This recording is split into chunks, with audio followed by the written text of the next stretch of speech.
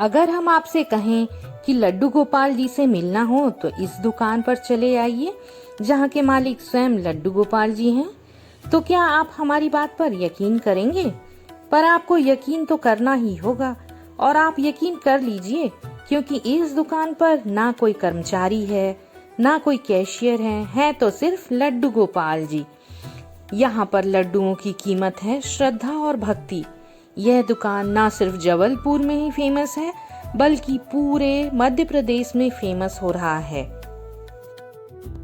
Video में आगे बढ़ने से पहले आपसे वही एक निवेदन है कि प्लीज मेरे वीडियो को लाइक कर दीजिए, सब्सक्राइब कर दीजिए और शेयर कर दीजिए। तो चलिए आगे बढ़ते हैं लड्डू गोपाल की दुकान की ओर।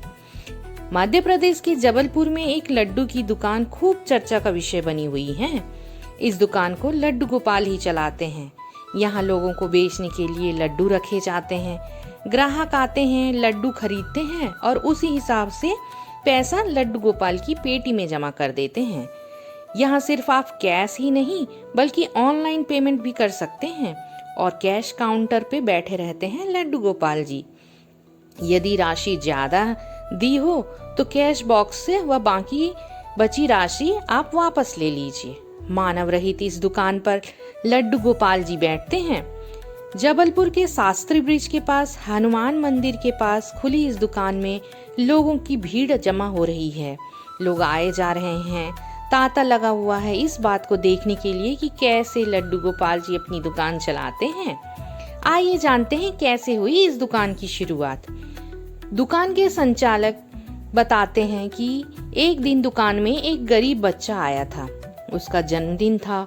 उसके पास इतने पैसे नहीं थे कि वह लड्डू खरीद सके। तब मन में ख्याल आया कि ऐसे बच्चों के लिए कुछ अलग किया जाए।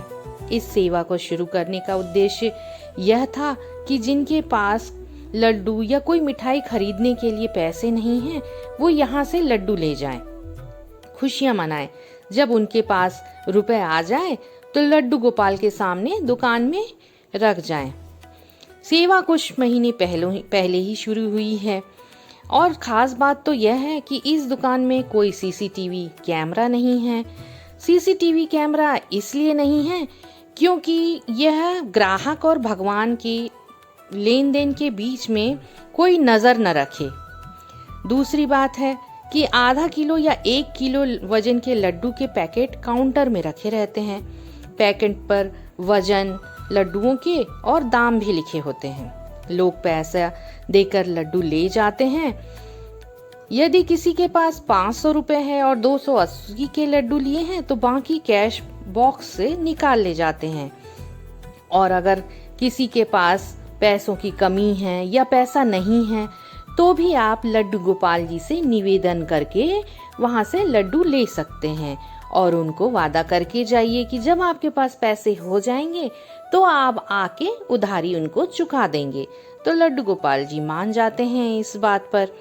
सबसे बड़ी बात की दुकान में कोई देखने वाला नहीं है, कोई आप पर नजर रखने वाला नहीं है, क्योंकि यहाँ की यही नीति है कि हमारे गोपाल जी, प्यारे से लाल जी लड्डू गोपाल जी यह नहीं चाहते हैं कि उनके ग्राहक और भगवान के संबंध पे या लेन देन पे कोई नजर रखे।